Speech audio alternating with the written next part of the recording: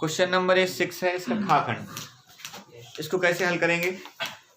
इसमें कह रखा है एक सड़क है, मान लिया हमने बीसी सड़क है, सड़क के एक ओर मकान बना हुआ है और सड़क के एक ओर क्या है? मीनार। क्वेश्चन में साफ कहा है कि मीनार के शिखर, शिखर माने देखिए शिखर है मीनार का, मीनार के शिखर से मकान की छत और आधार से अवनमन कोण 45 और 60 है। तो मकान की छत, ठीक, मकान की छत दे रखी है, यहां से अवनमन कोण बना दो मीनार के शिखर के साथ। अवनमन कोण बनाने के लिए इसके समांतर रेखा आपको यहाँ खींचनी पड़ेगी। तो ये अवनमन कोण पहला वाला दे रखा है क्वेश्चन में 45 अंश।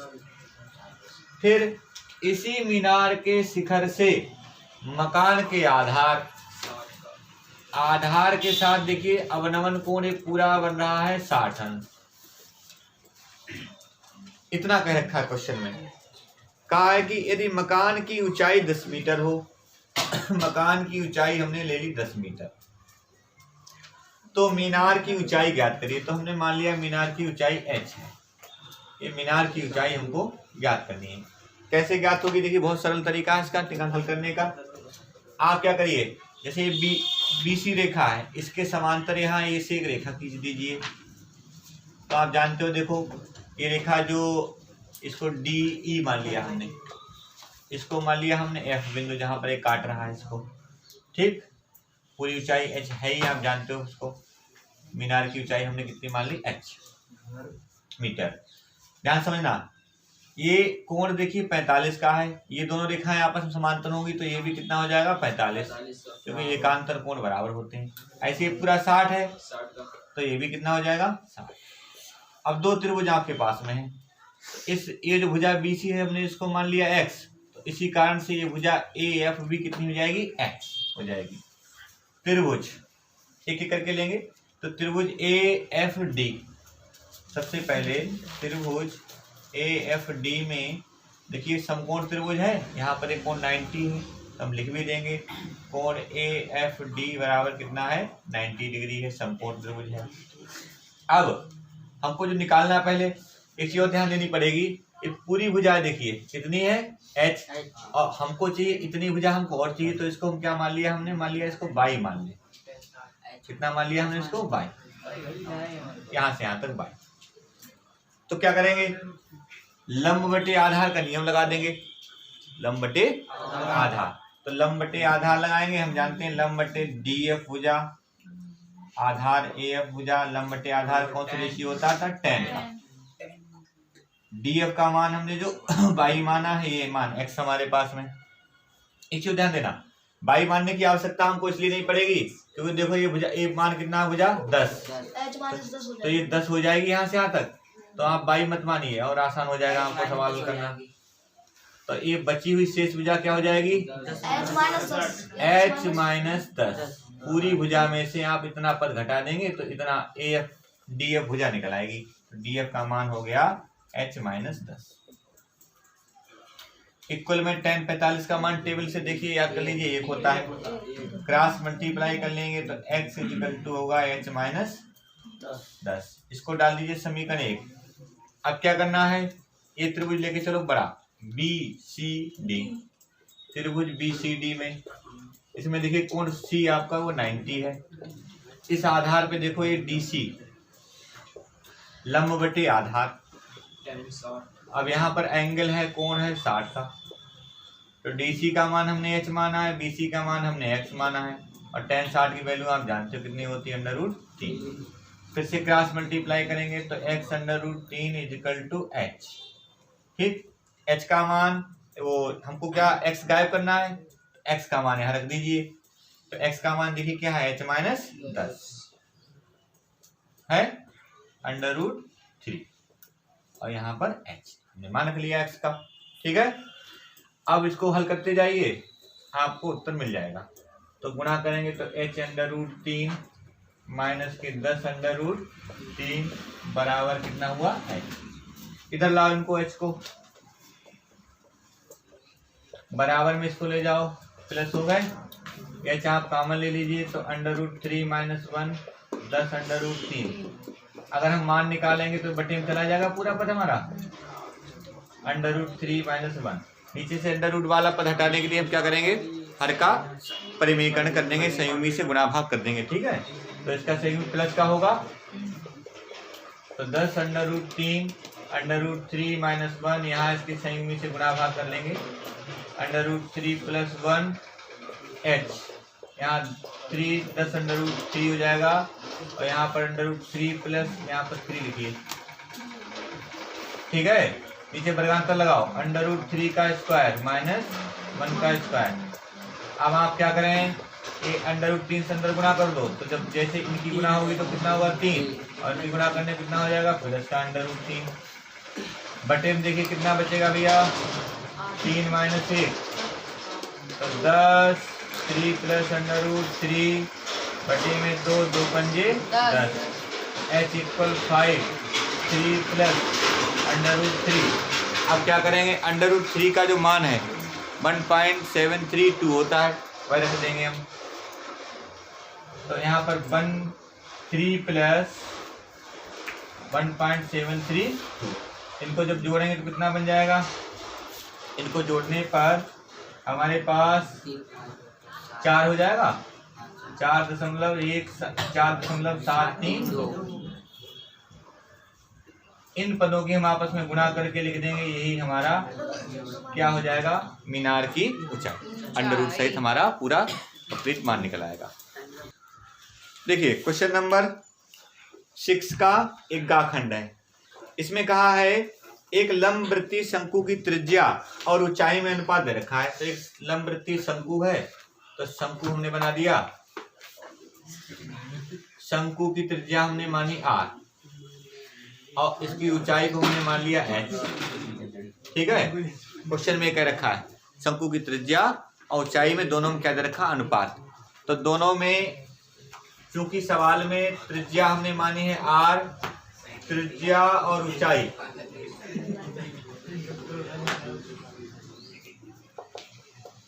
तीन अनुपात 4 दे रखा है त्रिज्या ऊंचाई में। क्वेश्चन में कहा है यदि इसका आयतन दे रखा है, इस शंकु का आयतन भी दे रखा है,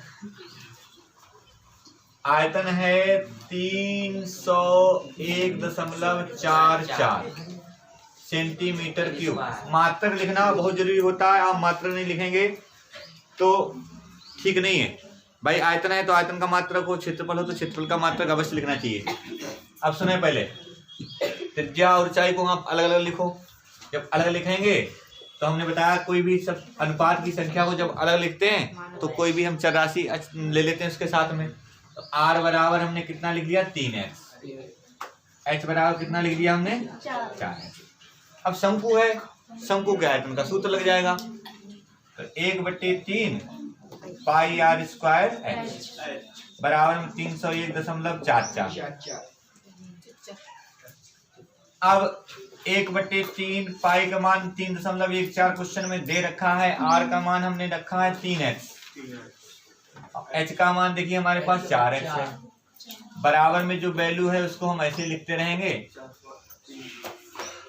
1/3 3.14 ये हो जाएंगे 9x² गुणा 4x 301.44। जरा ध्यान देना, ये 3 से इसको कैंसिल कर दो, 3 हो जाएगा, x के हाल कितना हुआ 3 गुणा हो गए 3। अब शेष पद इसके बटे पहुंचा दो। देखो जरा सभी ध्यान से, यहाँ क्या बचा, एक तो 3.14 बचा, दूसरा देखिए क्या बचा 3, तीसरा पद 4, ये तो बचे। 4 से इसको कैंसिल करने की कोशिश करो तो 4 × 7 = 28, 2 बचेंगे और 2 बचेंगे तो यहाँ कितने हो जाएंगे 21, 4 पंजे 20, 4 पंजे 20, तो इसमें 20 हो जाएंगे तो कितने बचेंगे उधर 14 बचेंगे, 4 × 3 = 12, फिर 2 बचेंगे, 4 × 6 = 24 कर आएगा, काट दीजिए। 4 × 7 = 28 और कितना बचा 4 पंजे 20 और 4 × 3 = 12, 4 × 6 = 24। 3 से भी कैंसिल करो, 3 दूनी 6, 3 पंजे 15, 3 एकम 3, 3 दूनी 6। अर्थात हमारे पास संख्या बची है 25.12 बटे 3.14 एक्स की पावर 3। पॉइंट से पॉइंट हटा दो। अब देखिए ये 314 है, 314 का कितना भाग चला जाएगा इस 25/12 में? 8। 314 का, तो इसको देख लीजिए ये 314 अट्ठे। अब घात 3 का मतलब क्या हुआ? 314 अट्ठे तो 8 है, यहाँ आ जाएंगे। अब घात 3 का मतलब घनमूल ले लेना है, तो जब घनमूल लेंगे तो 2 की घात 3 लीजिए, घनमूल हो जाएगा तो x बराबर कितना आ गया? 2 आ गया। x की मान 2 आया। पूछा क्वेश्चन में क्या गया है? तो शंकु की पूछा गया है कि सवाल में त्रिज्या बताइए। तो देखिए शंकु की त्रिज्या हमने कितनी मानी है? 3x। r = 3x, तो यहाँ पर 3 × 2, r बराबर कितना हो गया? 6 सेंटीमीटर। तो शंकु की त्रिज्या हमको कितनी प्राप्त हो गई? 6 सेंटीमीटर हमको शंकु की त्रिज्या प्राप्त। देखिए क्वेश्चन नंबर 6 का ये घाखंड है, इसको हल करना है। तो कैसे हल करेंगे इसको? इसमें कहा है 2 अंकों से बनी एक संख्या। तो आप पहले तो क्वेश्चन की पूरी भाषा पढ़ने से पहले 2 अंकों से कैसी संख्या बनती है ये आप समझ लीजिए। 2 अंकों की संख्या में देखिए 2 अंक होते हैं। मान लिया हमने 35 लिख दिए, तो इसमें कौन कौन से? एक तो इकाई का अंक होगा, दूसरा दहाई का अंक होगा। अगर हम इसका विस्तार करें, आपने स्थानीय मान लिखे होंगे छोटी क्लासों में, तो यहाँ पर इसका स्थानीय मान कितना होगा? 30, और ये +5, तो 30 5 कितने हुए? 35। और सही रूप में तोड़ेंगे तो 3 × 10 तभी 30 आते हैं। तो इसका मतलब अगर 2 अंकों की संख्या लिखनी हो तो दहाई के अंक के साथ में आप क्या लिखोगे? 10, और इकाई अंक क्या लिख दोगे आप? प्लस में। तो 2 अंकों की संख्या लिखना आप जरा सही तरह सीख लीजिए। तो देखिए दहाई अंक कितना है? 22, तो संख्या के साथ क्या हो जाएगा? 10 22, और प्लस इकाई क्या कर देंगे आप? जोड़, तो सिंपल कर देंगे। 2 अंकों की संख्या ध्यान रखना, दहाई के साथ में जो अंक लिखा जाएगा उसके साथ क्या रहेंगे? 10 और प्लस x। तो 2 अंकों की संख्या लिखने का ये तरीका है, इसको याद रखना। अब क्वेश्चन के हिसाब से हमको काम करना है। प्रश्न में कहा है कि 2 अंकों की बनी संख्या एवं उसके अंकों को उलटने पर बनी संख्या का योगफल कितना है? 66 है। तो 2 अंकों की संख्या देखिए, यहाँ पर शर्त है। पहली शर्त देखिए क्या है? कहा कि 2 अंकों की संख्या 10 22 प्लस x, और अंकों को उलट दीजिए। अब देखिए जहां पर 10 22 था वहां क्या लिख देंगे? 10x, और यहाँ पर 22, अंक उलट दिए। कहा 2 अंकों की संख्या और अंकों को उलटने पर बनी संख्या, दोनों का योगफल कितना दे रखा है? 66। तो योगफल कैसे निकलता है? प्लस करने पर कितना दे रखा है? 66। जोड़ लीजिए इनको, 11x और 11y। आप 11 कॉमन कर लीजिए, x + y बराबर 66, 11 छंग 66, तो x + y बराबर कितना हो जाएगा? 6। समीकरण हो गया एक। अब दूसरी शर्त के हिसाब से काम करेंगे। सेकंड कंडीशन में क्या कर रखा है? कहा है संख्या के अंकों का अंतर 2 है।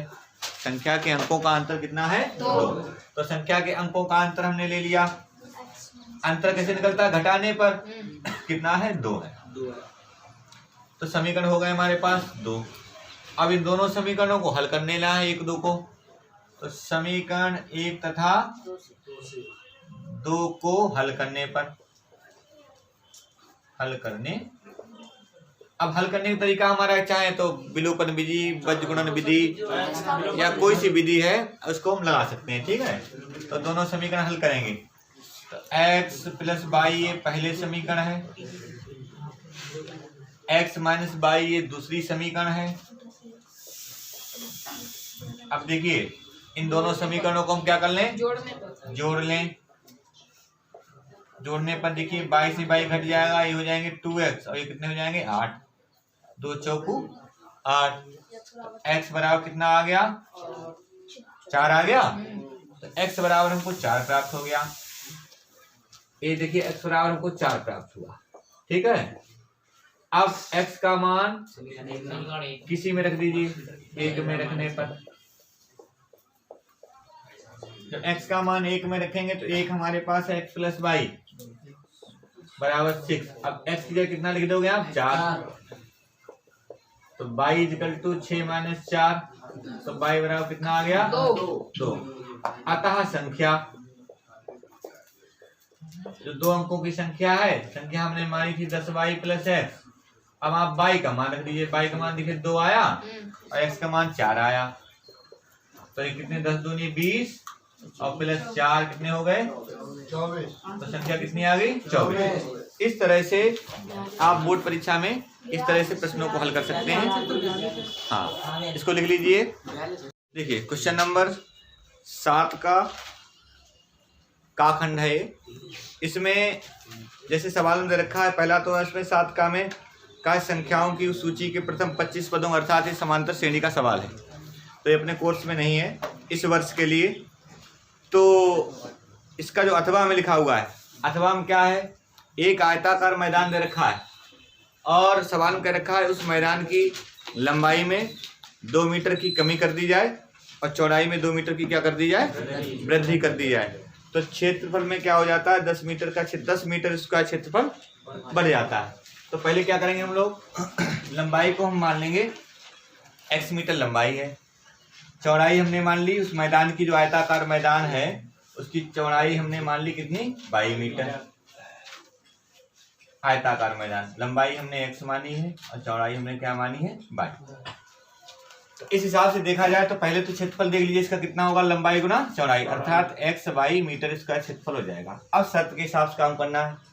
तो प्रथम शर्त, तो पहली जो शर्त है इसमें क्या कहा है? क्षेत्रफल 10 मीटर स्क्वायर बढ़ जाता है। पहले क्षेत्रफल कितना बढ़ जाता है? 10 मीटर स्क्वायर। लेकिन कब बढ़ता है? जब सवाल में साफ साफ कहा है कि लंबाई में 2 मीटर की हम कमी करेंगे। तो ठीक है, ये हमारा देखिए प्रारंभिक क्षेत्रफल है, इसको हम प्रारंभिक क्षेत्रफल भी लिख सकते हैं। और नवीन क्षेत्रफल में क्या है? जब लंबाई में कितनी कमी कर दी जाए? देखो 2 मीटर, x में हमने 2 मीटर कमी कर दी, ठीक। और चौड़ाई में 2 मीटर क्या कर दी जाए? वृद्धि। तो चौड़ाई अब जो होगी 2 मीटर वृद्धि कर दो आप, तो 22 प्लस 2। तो नया क्षेत्रफल कितना हो जाएगा? नया क्षेत्रफल या नवीन क्षेत्रफल लंबाई गुणा चौड़ाई, अर्थात x माइनस 2 गुणा 22 प्लस 2। अब इसी शर्त के हिसाब से काम करना हमको। क्या? जो नया क्षेत्रफल है वो कितना बढ़ जाता है? 10 मीटर स्क्वायर।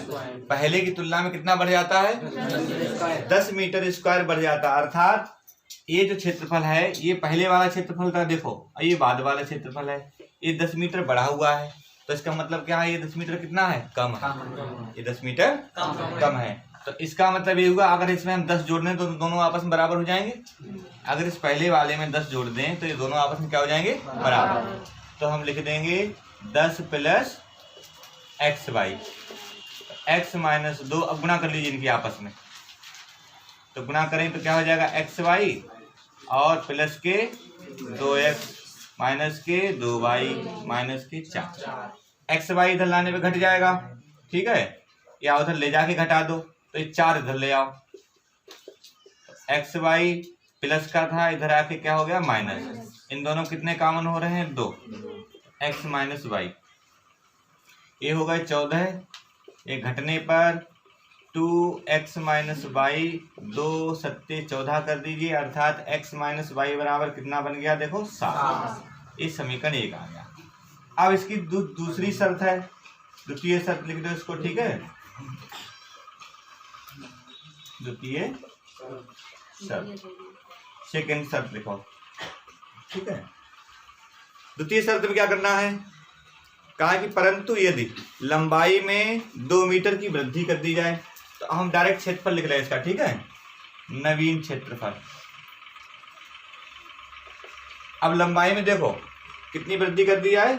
2 मीटर की। तो लंबाई देखो पहले कितनी थी? x, इसमें 2 मीटर की वृद्धि कर दो तो x प्लस 2। और चौड़ाई में 3 की कमी करो, चौड़ाई है 22, इसमें हम 3 की कमी कर देंगे तो 22 माइनस 3। तो अब जो क्षेत्रफल निकला है, यह क्षेत्रफल 45 मीटर स्क्वायर कम हो जाता है। कितना कम हो जाता है? 45 मीटर स्क्वायर कम होता है। तो इसका मतलब क्या हुआ है, ये वाला 45 कम है, तो इसका मतलब हुआ पहले वाला 45 क्या होगा, अधिक होगा।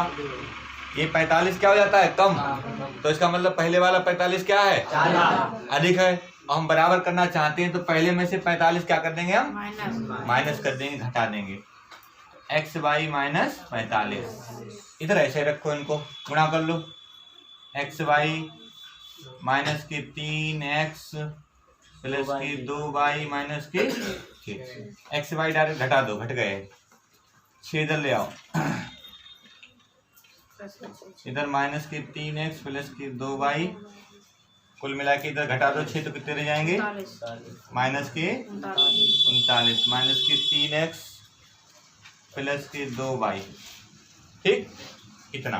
अब इन समीकरण को सीधा करके लिख दीजिए, इनको हल भी करना है। इसको डाल देंगे, इस समीकरण को सीधा लिख दें तो हो जाएगा हमारे पास माइनस के 3x प्लस के 2y बराबर माइनस के 39, समीकरण 2। ठीक, अब इन दोनों समीकरणों को हल कर लेना है। समीकरण 1 तथा 2 को हल करने पर, अब हल करेंगे इन समीकरणों को। तो हल करते समय ध्यान क्या रखना है, जैसे देखिए पहली समीकरण x माइनस वाई, दूसरी कितनी है 3x minus 3x plus 2y, गुणांक बराबर कर लीजिए, समीकरण अपने आप हल हो जाएगी। तो क्या करें, 2 से हम गुणा कर लें, तो 2 से गुणा कर लीजिए या डायरेक्ट लिख दीजिए x माइनस वाई बराबर 7 माइनस के 3x प्लस के 2y बराबर माइनस के 39, समीकरण 2। अब देखिए हम 2 से गुणा कर लें यहाँ, तो गुणा करने में कितने बाई हो जाएंगे, देखो 2y 2y हो जाएंगे, तो ये 2y से 2y घट गए, प्लस के 2x माइनस के x, तो घटने पर कितना बचा, माइनस का x, 7 दूनी 14, प्लस के 39 घटा दो 14 में से, कितने बचेंगे बताओ भाई, 14 39 घटाना 39, माइनस 39 है, तो माइनस कितने बचेंगे, माइनस के 25, तो माइनस के 25 बचे, कैंसिल कर दीजिए। ठीक है, अब x बराबर कितना आ गया, 25 मीटर। ठीक, ये ध्यान रखना इसको। x का मान निकल गया, अब y का मान निकाल लीजिए। तो समीकरण 1 से देखिए, 1 से क्या है, x माइनस वाई बराबर 7, आपने x का मान 25 निकाला, तो माइनस का y बराबर 7 माइनस के 25, घटाओ 25 में से, तो माइनस के, तो y इक्वल टू कितना आया, 18। अब लिखेंगे, अतः लंबाई कितनी आ गई, लंबाई आ गई 25 मीटर और चौड़ाई कितनी आ गई, 18 मीटर आ गई। इस तरह से ये आयताकार मैदान की लंबाई और चौड़ाई जो पूछी गई थी वो आपने ज्ञात कर ली। क्वेश्चन नंबर 7 का देखिए खाखंड, इसमें क्या करना है, इसमें कह रखा है क्वेश्चन में कि एक त्रिभुज एबीसी की रचना कीजिए। यहाँ हमने दिखा भी रखा है, त्रिभुज एबीसी की जो रचना करेंगे वह त्रिभुज में भुजाएं क्या है, देखिए AB बराबर इतनी, BC इतनी और CA बराबर 6 सेंटीमीटर दे रखा है। तो एक ऐसी त्रिभुज की रचना करनी है जिसकी भुजाएं दिए हुए त्रिभुज की भुजाओं कितनी है, 2/3 गुनी। कैसे करेंगे, बहुत ही आसान है इसका रचना करना। देखिए सबसे पहले तो आप ABC बनाइए, तो ABC में आप कोई सी 3 भुजाएं हैं, कोई सी भुजा लेकर एक त्रिभुज बनाइए। तो मान लिया हमने 5 ले लिया। सबसे पहले AB बराबर हमने क्या खींच दिया, 5 सेंटीमीटर की एक रेखा खींच दी। AB इक्वल टू 5 सेंटीमीटर की एक रेखा खींची। इसके बाद क्या करना है, दूसरी भुजा देखो क्या है, BC 5.5 है, CA कितनी है, 6 सेंटीमीटर है। तो B से तो 5.5 का चाप लगेगा और C से कितना लगेगा, B से कितना लगेगा, A से कितना लगेगा, 6 सेंटीमीटर का। AC निकालना है तो यहाँ से 6 सेंटीमीटर का एक चाप लगा दीजिए और इधर से 5.5 का चाप लगा दीजिए। तो अब जहाँ पर ये रेखाएं काट रही हैं उनको मिलाते हुए इसको A से मिला दीजिए। ठीक है, ये बिंदु C हो गया, ये हमने 6 सेंटीमीटर का चाप लगाया। ठीक, दूसरा ये जो चाप लगाया था हमने कितने सेंटीमीटर का, 5.5 सेंटीमीटर का चाप लगाया। अभी हमको एक त्रिभुज ABC प्राप्त हो गया। अब इसके समरूप त्रिभुज बनाना हमको, तो कैसे बनाएंगे? तो हम क्या करते हैं, बिंदु A से न्यून कोण बनाती हुई एक रेखा खींच दिया हमने। न्यून कोण का मतलब 90 अंश से कम का कोण बनाती हुई एक रेखा हमने खींच दी। अब देखिए यहाँ पर अनुपात देखिए कितना है, 2:3। तो दी हुई रेखाखंड को हम काटना है, कितने भागों में काट लेंगे? 3 भागों में काट लेंगे। तो कोई सा चाप भर लीजिए प्रकार में और इसको 3 भागों में काट दीजिए, 1 2 3। इसको हमने A1 लिख दिया, A2 लिख दिया और A3। अब क्या करना है, हमने पहले आपको बताया था इस तरह के सवाल 2 तरह के होते हैं। एक में अंश बड़ा हो तब कैसे बनता है, हर बड़ा हो तो कैसे बनता है। जब हर बड़ा होता है इसमें तो ध्यान रखिए, हर जब बड़ा होता है तो अंतिम वाले को इस बिंदु से हम मिला देते हैं, और जब अंश बड़ा होता है तो जो छोटा बिंदु होता है उसको पहले मिला लेते हैं और उसको रेखा को आगे बढ़ाकर तब मिलाते हैं आके। ठीक, तो यहाँ तो हर बड़ा है तो अंतिम वाले को अंतिम से मिला दीजिए, मिल गया। अब क्या करना है आपको, ये रेखा हो गई BA3 या A3B, इसके समांतर 2 पर आपको एक रेखा खींचने। तो सेट स्क्वायर रखिए यहाँ पर और सेट स्क्वायर की सहायता से यहाँ पर एक समांतर रेखा खींच दीजिए जो A2 से जाती है। इसको हमने लिख दिया B'। क्या लिख दिया? B'। अब क्या करेंगे, इस BC के समांतर रेखा यहाँ पर B' पर खींचनी है सेट स्क्वायर की सहायता से। खींच दिया, इस बिंदु को हम लिख देंगे C'। क्या लिखेंगे इसको? C'। अब देखिए A B' C', यही आपका त्रिभुज हो गया समरूप।